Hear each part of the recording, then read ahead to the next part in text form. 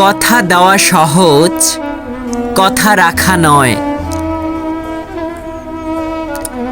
শত অবহেলার পরেও যে ফিরে যায় তোমার কাছে, তাকে হেলাফেলা করাই যায়, তাই না?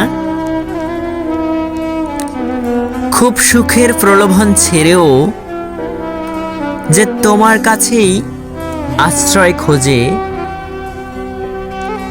তাকে পাত্তা না দেওয়াই যায়। খুব সহজেই ঠকানো যায় সেই মানুষটাকে, যে তোমাকে খুব বিশ্বাস করে। আসলে কিছু মানুষ হয় বড্ড বোকা।